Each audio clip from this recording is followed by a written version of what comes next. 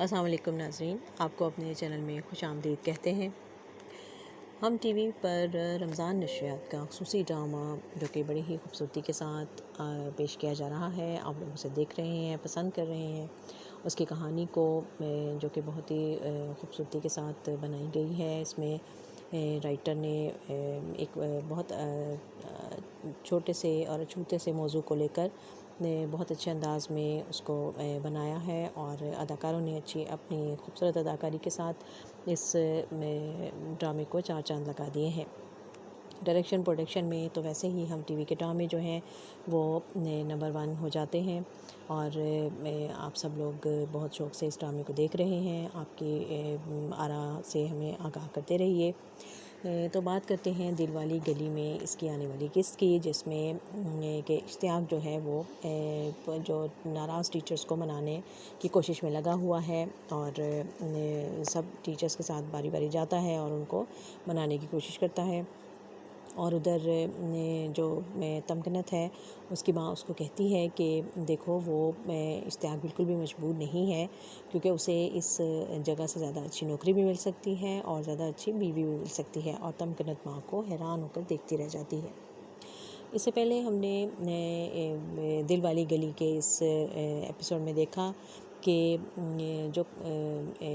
ڈیجو اور موجی جو ہیں، جنہوں نے اپنی زندگی کا آغاز کیا ہے، لیکن ان کو ایک کے بعد ایک مسائل کا سامنا کرنا پڑ رہا ہے، اور وہ ایک چھوٹے سے محلے میں، چھوٹے سے گھر میں ان کو رہنا پڑ رہا ہے، اور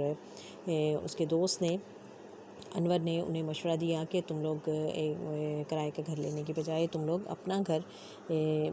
اپنا فلیٹ بک کروا لو، اور زیادہ اچھا ہے کہ کچھ عرصے میں قسطیں دینے کے بعد گھر تمہارا اپنا ہو جائے گا۔ اب وہ دونوں اسی کوششوں میں ہیں، اور اب ڈیجو نے سوچا ہے کہ وہ بھی ملازمت کر لیتی ہے، اور اسی کال سینٹر میں ایک جگہ اس کو خالی ہوئی ہے، اور وہاں پر اس کو جاب مل گئی ہے، اور وہ نائٹ شفٹ تھی، تو اس نے مجھی نے سوچا کہ میں وہ نائٹ شفٹ کر لوں گا اور دن میں ڈیجو کر لیا کرے گی، اور وہ رات کو اپنی ڈیوٹی پہ چلا جاتا ہے، تو مجھی گھر پر ہے، ڈیجو گھر پر ہے، اور لیکن وہاں پر رات کو اسے کچھ کھڑکھڑاہٹ کی باہر آوازیں آتی ہیں۔ وہ جلدی سے اپنی کھڑکیاں دروازے اچھی طرح چیک کرتی ہے، بند کرتی ہے، لیکن اسے ساری رات وہ ڈرتے ہوئے گزر جاتی ہے۔ اس کی وہ مختلف آوازیں اس کو آتی رہتی ہیں، اور وہ اسے ایسا لگتا ہے کہ جیسے کوئی آ گیا ہے، کوئی آ جائے گا اندر۔ اور پھر جب صبح کے قریب مجھے واپس آتا ہے، تو وہ بہت گھبرائی ہوئی ہوتی ہے اور بڑا پریشان ہو جاتی ہے، اور وہ اس کو بڑی تسلی دیتا ہے۔ وہ کہتی ہے نہیں، میں ڈر گئی تھی۔ اور پھر نیکسٹ ڈے جب ڈیوٹی پہ جانا ہوتا ہے، تو وہ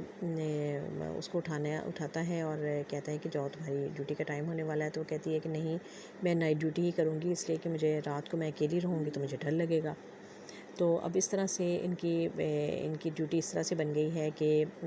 ڈیجو کو جانا ہوگا نائٹ شفٹ میں، اور مجھے کرے گا ڈے شفٹ میں۔ اور پہلے دن جب وہ جانا ہوتا ہے اسے، تو مجھے کہتا ہے کہ میں تمہیں چھوڑ دیتا ہوں میٹرو اسٹیشن تک، تو وہ کہتی ہے کہ نہیں، میں اکیلی جاؤں گی، اور جاؤں گی تو عادت پڑے گی نا، اس طرح تو پھر مجھے عادت ہو جائے گی تمہاری۔ اور اب اس کی ٹریننگ شروع ہو گئی ہے، اور اس نے یہ جاب شروع کر دی ہے، اور ادھر اس کی والدہ جو ہیں وہ بڑی اس بات پہ پریشان ہے کہ یہ کیا کرتی پھر رہی ہے، اور اب اس نے اپنا زیور بیچ دیا ہے، اور اسے مزید پیسوں کی بھی ضرورت ہے، تو اس نے اپنے باپ سے اس کے لیے بھی بات کی ہے۔ تو اس کے باپ نے اپنے سالے سے بات کی کہ اس کو پیسے چاہیے، تو بیوی کافی اس بات پہ ناراض ہوئی کہ میرے بھائی سے تم پیسے لے رہے ہو، یہ کیا کر رہے ہو، اور پھر اسے واپس بھی لوٹانے ہوں گے، اور تمہیں پتہ تو ہے کہ ڈیجو جو ہے وہ کوئی بھی بہت ہی غیر ذمہ دار ہے۔ جب اسے وہ گھر پسند نہیں آیا، تو یہ جو نئے فلیٹ میں وہ جانا چاہ رہی ہے، اگر اس میں بھی اس کو کوئی اعتراض ہو گیا تو کیا ہوگا، اور پیسے کہاں سے جائیں گے۔ اور وہ باپ کہتا ہے کہ میری ذمہ داری ہے نا، میں پیسے دے دوں گا۔ وہ کہتی ہے کیسے دے دو گے، ہمارا پیٹ کاٹو گے۔ تو باپ کہتا ہے کہ بیٹیوں کے لیے سب کچھ کرنا پڑتا ہے، اور وہ کہتی ہے تو وہ کمپرومائز کیوں نہیں کرتی۔ تو اس پہ باپ جو ہے وہ بڑا جھنجلا کے کہتا ہے کہ ہم کیوں اپنی بیٹیوں کو کمپرومائز کرنا سکھاتے ہیں۔ تو ماں کہتی ہے کہ نہیں، اس کو کرنا چاہیے۔ وہ کہتا ہے کہ اس نے تمہاری بھی تو کچھ آتے نہیں ہیں، تم نے بھی تو کمپرومائز نہیں کیا تھا، تم بھی تو آپا کی ساری جائیداد چھوڑ کے مجھ کنگلے کے ساتھ وہاں گھر سے نکل آئی تھی۔ اور پھر چھوٹی بیٹی بھی اس کو کہتی ہے کہ ہاں آپ نے بھی تو کچھ غلط فیصلے کیے تھے نا، وہ بھی کر رہی ہے، کیونکہ ماں کا یہ کہنا تھا کہ وہ کیوں موجی جو ہے وہ اپنی امیر ماں سے، کروڑوں کی وہ مالک ہے، وہ اس سے کیوں نہیں پیسے لیتا؟ تو باپ اس کو سمجھاتا ہے کہ جس طرح تم اس کا احسان نہیں لینا چاہتی تھی، اسی طرح تمہاری بیٹی بھی اس کا احسان نہیں لینا چاہتی۔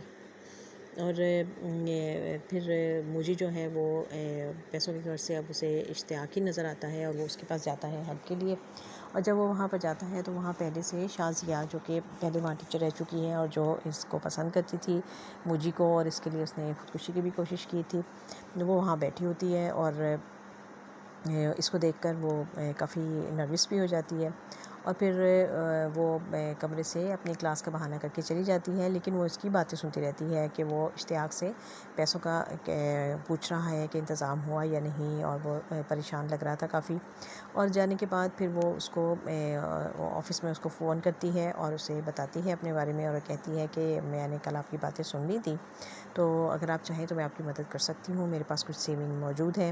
تو میں آپ کو پیسے دے سکتی ہوں، اور آپ مجھے جب آپ واپس دینا چاہیں آپ دے دیں، بلکہ نہ بھی دیں تو کوئی مسئلہ نہیں، مجھے کوئی ضرورت نہیں ہے ان پیسوں کی۔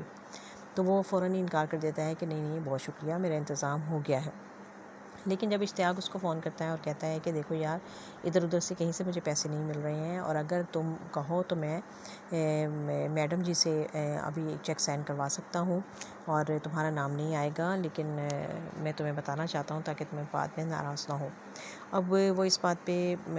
اس کا دل نہیں چاہتا کہ وہ اسکول کے پیسوں سے پیسے لینا نہیں چاہتا، اور دوسری طرف ڈیجو جو ہے وہ بھی نہیں چاہتی کہ وہ اپنی ماں کا احسان لے، تاکہ وہ بعد میں اس کو باتیں بنائیں۔ پہلے بھی تمکنہ جو تھی وہ کافی باتیں اس کو سنا چکی ہے، اس کا خیال تھا کہ جو فلیٹ جس میں یہ شفٹ ہوئے ہیں یہ شاید اسکول کے پیسوں سے لیا گیا ہے، اور اس کا حصہ بھی تھا اس میں، تو اس لیے وہ نہیں چاہتی کہ وہ اپنی ماں سے کوئی حصہ لے۔ تو اب پھر وہ اب اس کو سمجھ نہیں آ رہی ہے کہ ایک دن رہ گیا ہے وہاں پر فلیٹ کے لیے پیسے جمع کروانے ہیں، اور پیسے کہاں سے آئیں گے۔ تو پھر وہ اپنے دوست انور کو بلاتا ہے اور اس سے مشورہ کرتا ہے کہ بتائیں میں کیا کروں، میں اسکول سے پیسے لینا نہیں چاہتا، اور اشتیاق بھائی اور کہیں سے انتظام نہیں کر پا رہے ہیں، وہ امی جی سے پیسے لیں گے تو میں نے وہ پیسے نہیں لینے۔ اور پھر وہ اس کو بتاتا ہے کہ اس طرح شازیہ نے مجھے فون کیا تھا، اور وہ مجھے پیسے، اس کے پاس بھی پیسے ہیں اور وہ دینا چاہ رہی ہے مجھے قرض۔ تو اشتیاق انور بھائی کہتے ہیں کہ دیکھو تمہیں پتہ ہے نا کہ ڈیجو تمہیں چھوڑے گی نہیں ان ساری باتوں پہ، اگر تم اسے جھوٹ بولو گے تو وہ تمہارا جھوٹ فوراً پکڑ لے گی۔ لیکن پھر سوچ کے کہتا ہے کہ میرے پاس ایک آئیڈیا ہے کہ تم سچ اس طرح سے بولو کہ وہ جھوٹ لگے، اور وہ تو مجھے کو سمجھ نہیں آتی کہ یہ آپ کیا کہہ رہے ہیں۔ تو اب انور بھائی اس کو ایک نیا آئیڈیا دینے والے ہیں کہ تم بظاہر تو نام لے لو گے کہ تم شازیہ سے، کیونکہ اس کو پتہ ہے کہ تم شازیہ کی پرواہ نہیں کرتے، اور اس نے جو ڈرامہ کیا تھا اس کے بعد اور زیادہ تمہیں اس سے الجھن ہو گئی ہے، تو اگر تم جھنجھلا کے اس کو کہہ دو گے کہ میں نے شازیہ سے پیسے لے لیے ہیں اور میں ماں سے نہیں لینا چاہتا تھا، تو اس طرح سے ہو سکتا ہے کہ وہ اس بات کو مذاق سمجھے، اور اس طرح تمہیں شاید مسئلہ بھی نہ ہو۔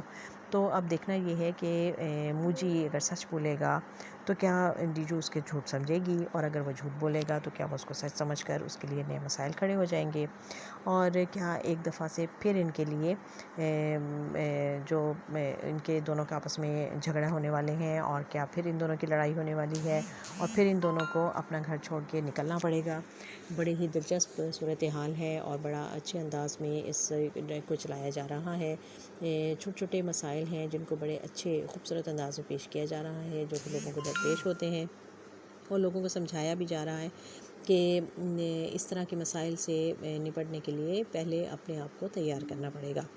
تو دیکھتے رہیے یہ خوبصورت ڈرامہ دل والی گلی میں۔